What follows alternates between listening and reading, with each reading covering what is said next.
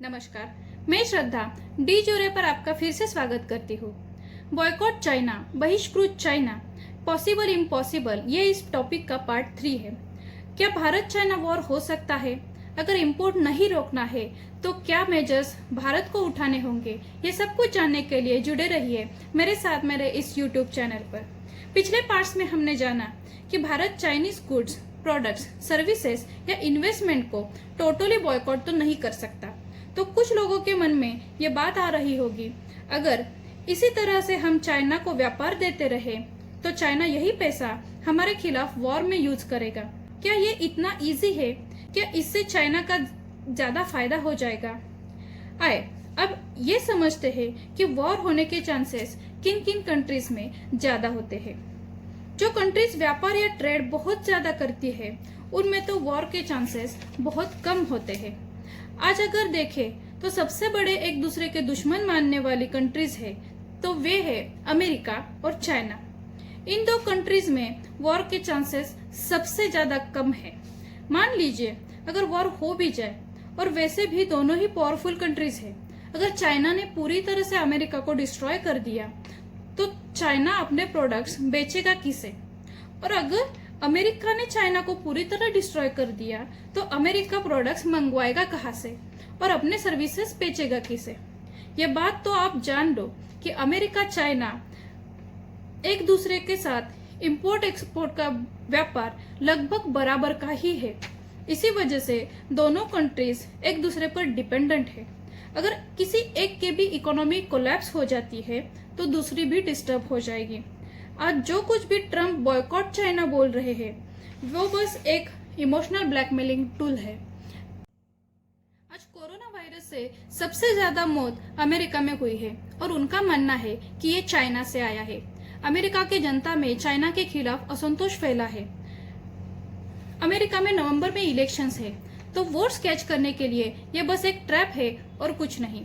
नवंबर के बाद ये पिक्चर तो बिल्कुल ही बदल जाएगी। आज बस ट्रम्प कह रहे हैं, इसलिए हमें गलती करने की जरूरत नहीं है।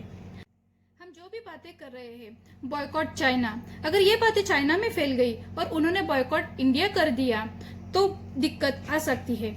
इससे दोनों कंट्रीज ने व्यापार कम कर दिया तो वॉर के चांसेस बढ़ सकते हैं। जितनी डिपेंडेबिलिटी ज्यादा होती है उतने ही वॉर के चांसेस कम होते हैं। हमारे प्रधानमंत्री माननीय श्री नरेंद्र मोदी जी ने वोकल लोकल का नारा दिया है, खुद का प्रोड्यूस करने का नारा दिया है, ना कि बॉयकॉट चाइना का। अगर ऐसा है तो हमें क्या कुछ नहीं करना है?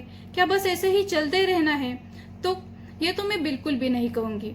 तो इस पर हमें क्या क्या मेजर्स लेना चाहिए? तो आइए समझते हैं हमें क्या मेजर्स लेना चाहिए। हमारा इंटेलिजेंस डिपार्टमेंट उनके वीक पॉइंट्स फाइंड आउट करने में जुड़े होंगे और उनका हमारे, तो बस उसका उपयोग हमें करना है। ऐसे कुछ प्रोडक्ट्स जरूर होंगे जिसमें हम उन्हें आइसोलेट कर दें, यही हमें फाइंड आउट करना है। साथ ही में हमें ऐसे इंटरनेशनल रिलेशंस डेवलप करने हैं, अगर कभी चाइना के खिलाफ जरूरत पड़े भी तो हमें बाहर से भी मदद मिल सके। अब हम लॉकडाउन ओपन कर रहे हैं। Corona virus is spreading all over. Number of patient is increasing day by day. Government ने तो दिल पर पत्थर रखकर लॉकडाउन ओपन करने का डिसीजन ले लिया होगा, क्योंकि अगर लॉकडाउन नहीं खोला तो पॉवर्टी से लोग मर जाएंगे, शायद कुछ मरे भी होंगे। मतलब ये एक कॉम्प्लेक्स डिसीजन है। पूरी दुनिया में 700 मिलियन लोग एक्सट्रीम पॉवर्टी में जीते हैं, जिनमें 14 मिलियन डेथ, मतलब 2% जनता सिर्फ प्रिवेंटेबल डिसीजेस से मरती है, मतलब टीबी, मलेरिया जैसी बीमारी। भारत में 6.5 करोड़ लोग एक्सट्रीम पॉवर्टी में जीते हैं, जिनमें से 2% प्रिवेंटेबल डिसीजेस से होने वाली डेथ्स का आंकड़ा लगभग 13 लाख है। अब हमारी बारी है, हमारा फोकस कहाँ होना चाहिए? 6.5 करोड़ पीपल या चाइना को बीट करना? अब आपको ये समझ में आया होगा कि कुछ डिसीजंस कॉम्प्लेक्स होते हैं। 6.5 करोड़ जनता को ध्यान में रखकर ऐसे इंटरनेशनल ट्रेड्स करने पड़ते हैं, कुछ पैसे बचाने पड़ते हैं। We are suppose to look only one side, boycott China, boycott China. We export 6% of total to China and China export 3% of their total export. मतलब नुकसान तो दोनों ही कंट्रीज का है। ये तो स्ट्रेटेजी ही गलत है कि उनका नुकसान करने के लिए हम हमारा भी नुकसान कर दे, बल्कि बेटर ऑप्शन ये होना चाहिए कि उनका नुकसान हो और हमारा फायदा हो। प्लान ये होना चाहिए कि चाइना के कंपेयर में खड़े होने के लिए हमें ज़्यादा एफर्ट्स लेने पड़ेंगे। ये सब में गवर्नमेंट का रोल तो बहुत बड़ा होगा।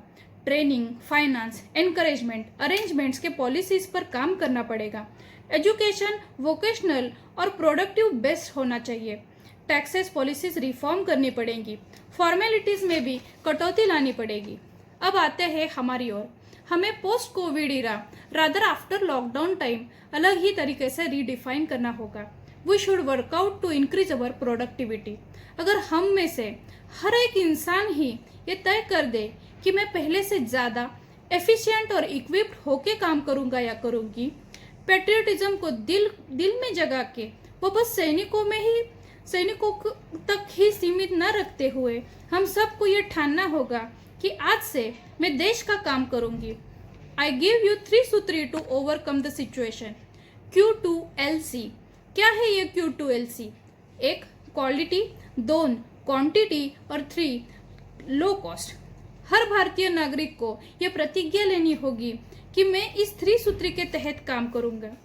मैं अपनी कैपेसिटी से जितना भी काम करूं, पहले से ज़्यादा एफिशिएंट होके मुझे मेरे काम का प्रोडक्शन पहले से क्वालिटी क्वांटिटी में अव्वल और कम कीमत में बनाना है। अगर रोज़ यही सोचकर हम काम करेंगे तो एक ना एक दिन हम कामयाब जरूर होंगे और शायद उनसे बेहतर और सस्ता बना पाएंगे। तो सिर्फ भारतवासी ही नहीं, पूरी दुनिया तैयार खड़ी होगी हमसे व्यापार करने के लिए। तो कैसी लगी ये वीडियो? अच्छी लगी हो तो लाइक और शेयर तो बनता है। मैं और किस टॉपिक पर वीडियो बनाऊं कमेंट करके मुझे ज़रूर बताएं। मेरे चैनल को सब्सक्राइब करके बेल बटन दबा के ऑल नोटिफिकेशंस ज़रूर ऑन करें, ताकि ऐसी नई नई वीडियो जब भी मैं अपलोड करूं तो आप सबको पहले से पता चल जाए। तब तक के लिए बाय बाय। Thank you.